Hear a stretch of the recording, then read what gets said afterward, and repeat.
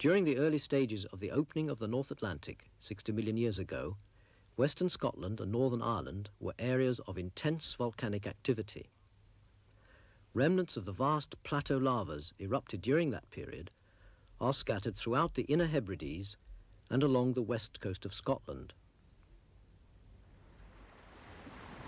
A well-known outcrop of these lavas forms the cliffs around Fingal's Cave on the Isle of Staffa. The magnificent columnar jointing in the central portion of these cliffs is characteristic of basaltic lavas which have cooled slowly.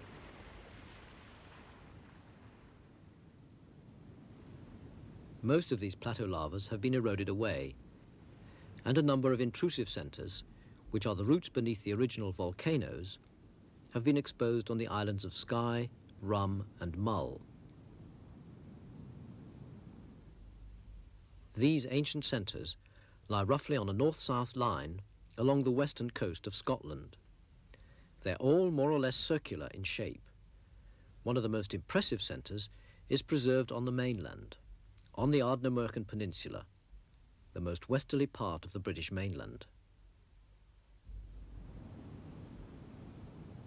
This remote area on the west coast of Scotland was once a vast pocket of magma, and these outcrops were molten rock at a temperature of around 1,000 degrees centigrade.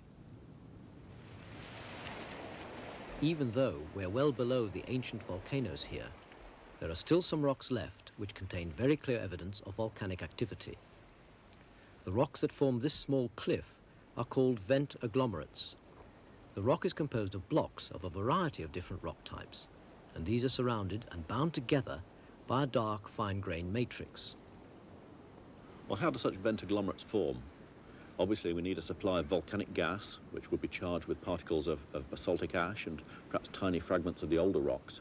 And as that rose through the volcano, it would tear off fragments of the older igneous rocks, the intrusive and volcanic rocks.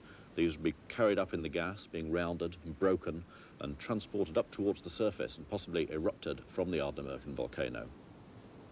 Well, if we look at the surface, we can see that it's absolutely jam-packed with a different range of fragments, large and small fragments. In fact, I've got a piece of rhyolite here that we've picked up and obviously represents a block from within the agglomerate. And the most striking feature are these very nice lines that run across it.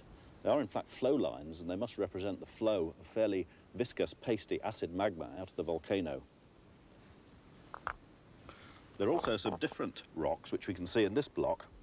A piece of rock here is fairly pink in colour. It contains pink feldspar and tiny amounts of quartz, and so it must represent a coarser rock, such as a granite.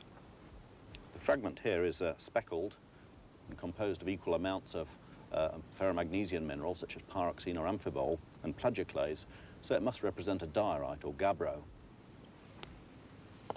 But besides the igneous rocks, we can find some rocks that are composed entirely of quartz.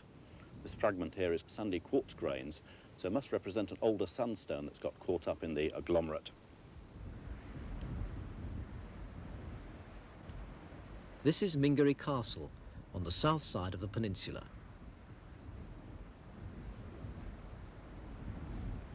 The builders of this ancient castle made good use of the local stone, and it's located on a splendid piece of geology.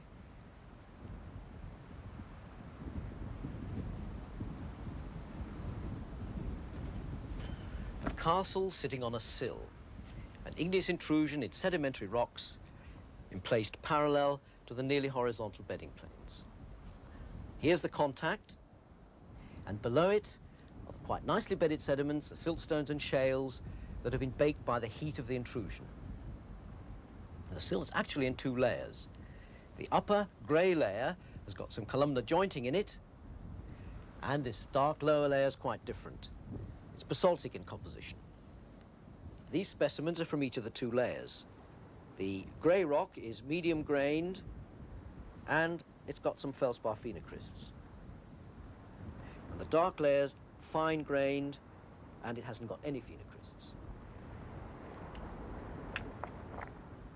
And right at the very base of the sill, immediately above the sediments, the dark layer's even finer-grained. And that's because the hot magma was rapidly chilled as it came in contact with the cold sediments. The magma moved along the bedding planes and wedged the strata apart as it went. But it didn't always stay exactly parallel to the bedding planes, because in some places, the contact cuts across the bedding. This sill is a bit unusual in having two layers, but like all sills, it's a concordant intrusion. But lots of shallow level intrusions are discordant. They cut across the bedding. This is a dike, a vertical sheet of basaltic igneous rock nearly 5 meters across. It's cut right up through the surrounding sedimentary strata at right angles. This vertical sheet was so thick that it cooled slowly enough to develop horizontal columnar jointing in its central portion. Along the margins, the dikes are very fine-grained because they've been chilled against the colder sediments. Most of the sills and dikes in Ardnamurchan are basaltic in composition, but they're not always uniformly fine-grained. Now this is another vertical dike, and it's a rather interesting rock because it's jam-packed full of crystals. It's porphyritic, and some of the big feldspar phenocrysts in it are more than 5 centimeters across. These big phenocrysts probably grew in the magma before it was intruded to form the dike. Further along the coastline, there are other kinds of intrusions. Here, the shallow dipping sedimentary strata are also cut by numerous inclined sheets. They're neither sills nor dikes, but they are composed of the same basaltic magmas, and they also have chilled margins where they've cooled against the cold sediments.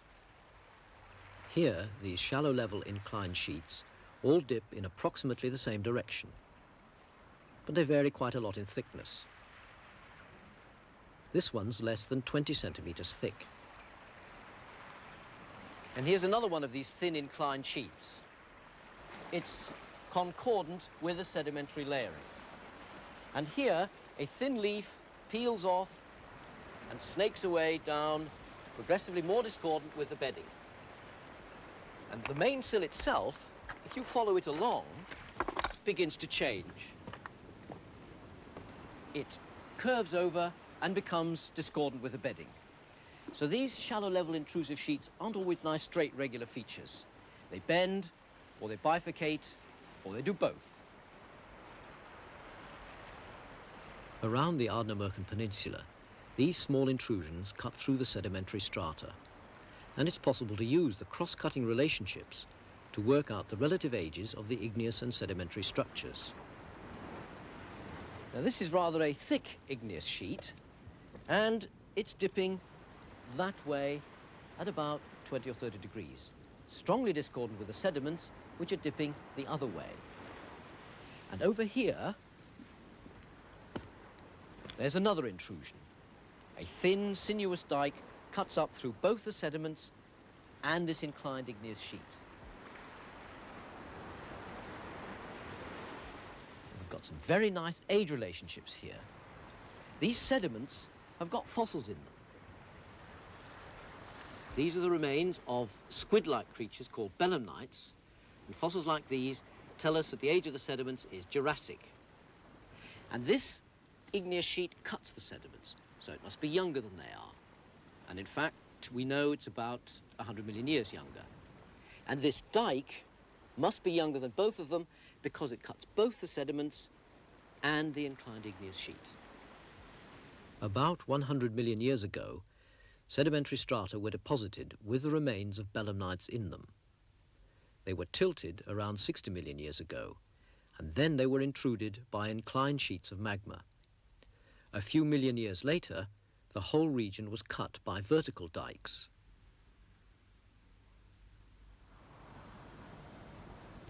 In parts of the coastline, there are so many inclined sheets that there are only thin screens of the older sediments between them.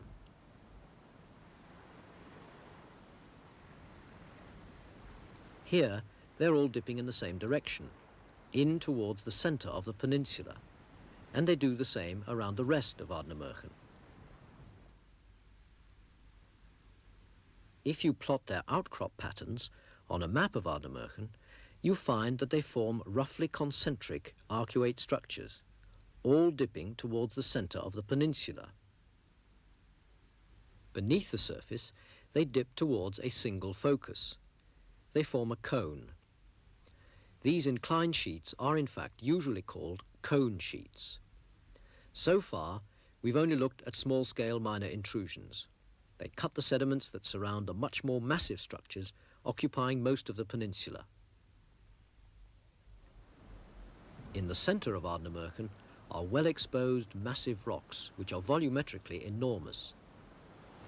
The surface is rather weathered, and if we look at the surface of a specimen, we can see a variety of different minerals. We can see this rusty, weathering olivine.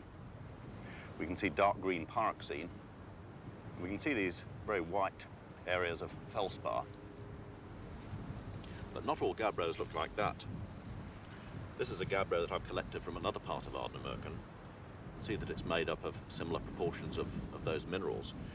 But it's obviously very much finer and darker in colour.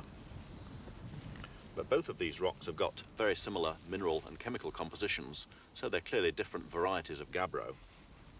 And the most common rocks that form the igneous centres of Ardnamurchan are all gabbros.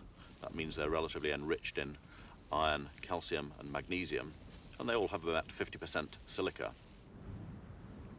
Because these gabbros have different textures, they weather and erode at different rates, producing a variety of landforms.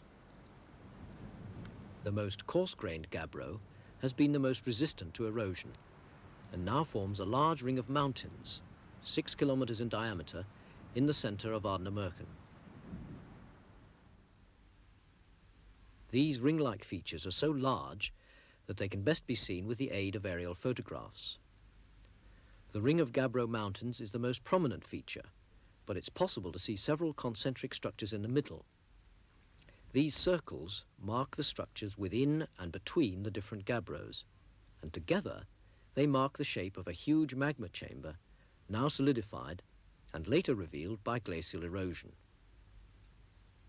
Around the edge of this ring of gabbros are the truncated remnants of other circular structures. They mark the positions of older magma chambers. The Ardnamurchan Igneous Centre developed in several stages with a series of different magma chambers, 1, 2 and 3 in slightly different positions. So the focus of the igneous activity clearly shifted with time. These magma chambers were connected to volcanoes above Ardnamurchan. One explanation of how these magma chambers formed is that cylindrical blocks of the Earth's crust subsided, a bit like a pudding dropping out of an upturned bowl. Magma already present beneath the surface welled up to fill the gap above the subsiding block. Repeated subsidence introduced a series of magmas, one after the other, all rather similar in composition, but each cooling at a different rate. These steep-sided circular intrusions are called ring dikes. Later pulses of magma produced the cone sheets. They cut through the surrounding sedimentary strata and through the gabbros in the magma chambers, which by this time had solidified. The distribution of the gabbros and the patterns of the shallow-level minor intrusive sheets, especially the cone sheets, show us that the volcanic centre of Ardnamurchan has got a definite structure, and there's clear evidence of repeated pulses or injections of magma from the mantle into the crust. Some magma erupted at the surface, some solidified in cracks and fissures to form the sills and the dikes and the cone sheets, and large volumes of it crystallized to form the massive gabbros of the ring dikes.